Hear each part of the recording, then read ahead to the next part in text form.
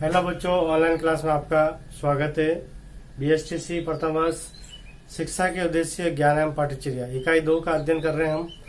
और इकाई 2 में हम सूफी परंपरा के बारे में अध्ययन कर रहे थे। पिछले वीडियो में हमने सूफी परंपरा के उदय होने के कारण और सूफी परंपरा कहाँ से स्टार्ट हुई और हमारे भारत में किस तरह से आई, उसके बारे में हमने पिछले वीडियो में अध्ययन किया था। आज हम सूफी परंपराओं के बारे में अध्ययन करेंगे। सूफी परंपरा में क्या क्या शिक्षाएं दे रखी है वो उनके बारे में अध्ययन करेंगे। बीएसटीसी फर्स्ट ईयर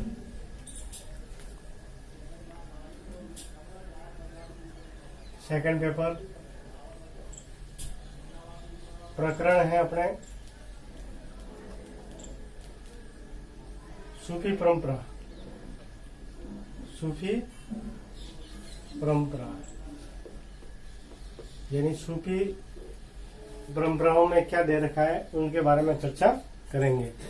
सूफी परंपराओं पर विचार किया जाए तो ये परंपरा इस्लाम धर्म के मानवीय एवं सकारात्मक पक्ष से मिलती है। मैंने पिछले वीडियो में भी यही बताया था कि ये जो परंपरा है वो इस्लाम धर्म से संबंधित है, यानी इस्लाम धर्म से ही ये परंपरा मतलब उत्पन्न हुई है, परंपरा बनी है, परंपरा का विकास हुआ है। और इनका जो मेन उद्देश्य क्या था कि फकीरों इनको फकीर कहा जाता था। सूफी परंपरा के जो अनुयायी होते थे, अब सूफी परंपरा को मानने वाले, सूफी परंपरा के धर्म को मानने वाले, उनको फकीर कहा जाता था। सॉरी, फकीरों का उद्देश्य मानव समाज का कल्याण करना होता है।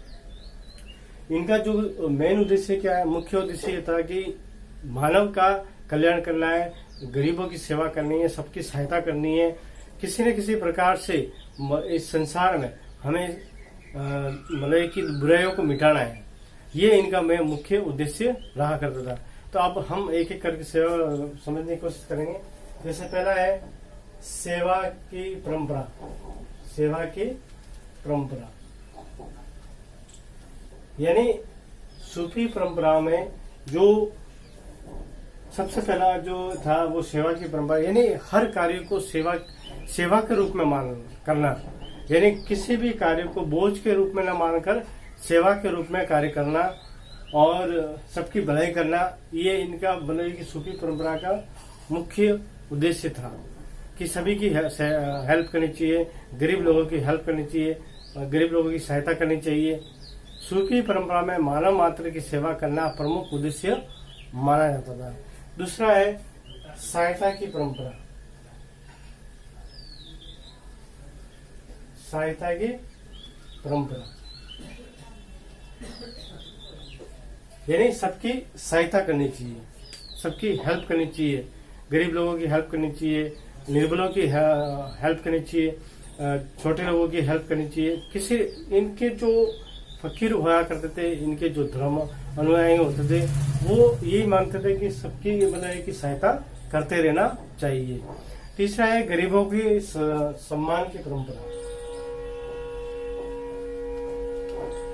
गरीबों की सम्मान की परंपरा यानी गरीबों को सम्मान देना चाहिए, कि गरीबों को मतलब है कि हर कोई व्यक्ति उनको तिरस्कार की दृष्टि से देखता है, लेकिन ये धर्म ये मानता है कि गरीबों का भी वही हक है जो एक ऊंची मतलब है कि ऊंचे वर्ग का होता है, तो उनका भी सम्मान करना चाहिए। तो वो इस धर्म में मानते हैं कि सबका सम्मान करें। अब है साहित्य में रहस्यवादी परंपरा। साहित्य में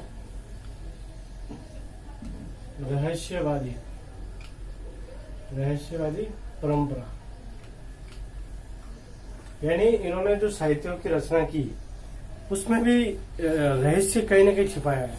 उन्होंने मतलब है कि मानव कल्याण करने के लिए, मानव की सेवा करने के लिए, मानव को एक एकता के सूत्र में बांधने के लिए हर साहित्य में जो इन्होंने जो चीजें लिखी है वो ऐसे लिखी है कि जिससे मानव एक एकता के बने हुए रहे, रहस्य रखा हुआ है। जैसे मोहम्मद जायसी ने पद्मावत लिखा, तो वो एक रहस्यमय साहित्य माना जाता है। तो इन्होंने कोई भी कार्य किया, वो पांचवा है कार्य व व्यवहार में रहस्यवाद। व्यवहार में रहस्यवाद यानी कार्य, जो भी कार्य करते थे उसमें भी रहस्य होता था, उनका जो व्यवहार होता था वह भी रहस्यवादी होता था। यानी कोई ना कोई कार्य करते थे तो उनके अंदर रहस्यवादी होता है। जैसे मान लो कोई इनके संत है, एक किसी मुसलमान गरीब के घर पे जाके खाना खा लेते थे, फिर किसी और के घर पे भी खाना खा लेते थे। वो ये बताना चाहते थे कि मानव जो इस पृथ्वी पर मानव है वो सब एक है, एक समान है, कोई भी किसी से अलग नहीं है। तो इस तरीके से अपने कार्य में वो अपने रहस्यवादी बताते थे। अब है त्याग की परंपरा। त्याग की परंपरा, त्याग की परंपरा यानी हर चीज के लिए त्याग देना। वो ये समझते थे कि मानव सेवा करने के लिए अपना जीवन त्याग देना चाहिए, अपने हर किसी की निर्बल की सेवा करनी चाहिए। तो अपने जो सुख होते हैं, अपने जो निजी जो फायदे होते हैं, उन सबको छोड़ देने चाहिए। हमें मानव की सेवा करनी चाहिए। तो ये त्याग की परंपरा। सातवां है ज्ञान की परंपरा यानी ज्ञान, हर व्यक्ति को ज्ञान बढ़ाना चाहिए। ज्ञान भी कैसा? अच्छा ज्ञान जो दूसरों के काम आ सके, किसी की दूसरी भलाई के काम आ सके, ऐसा ज्ञान बढ़ाना चाहिए। आठवां आध्यात्मिक ज्ञान। आध्यात्मिक ज्ञान की परंपरा। आध्यात्मिक ज्ञान की परंपरा का मतलब होता है कि आध्यात्मिक ज्ञान यानी ईश्वरीय ज्ञान, जो हम पूजा अर्चना करते हैं, अपने सादगीपूर्ण जिंदगी जीते हैं, ये सब आध्यात्मिक आता है। तो ज्ञान कैसा होना चाहिए? आध्यात्मिक तो होना चाहिए। आध्यात्मिक से व्यक्ति के अंदर एक सकारात्मक सोच बनती है। वो हर जगह हर चीज में एक अच्छा सोचता है और भलाई का कार्य करता है। अच्छा, हर व्यक्ति के अंदर अच्छाइयाँ देखता है। तो आध्यात्मिक ज्ञान की परंपरा यानी आध्यात्मिक ज्ञान होना चाहिए। इसके बाद में सकारात्मक व्यवहार की परंपरा। सकारात्मक व्यवहार की परंपरा। सकारात्मक व्यवहार की परंपरा यानी हर व्यक्ति के साथ अपना कैसा व्यवहार होना चाहिए? सकारात्मक व्यवहार होना चाहिए, अच्छा व्यवहार होना चाहिए। मतलब कि हम अगर किसी के साथ में अगर अच्छा व्यवहार करते हैं या उसके साथ में भलाई का कार्य करते हैं, तो वो भी हमारे साथ में वैसा ही कार्य करेगा।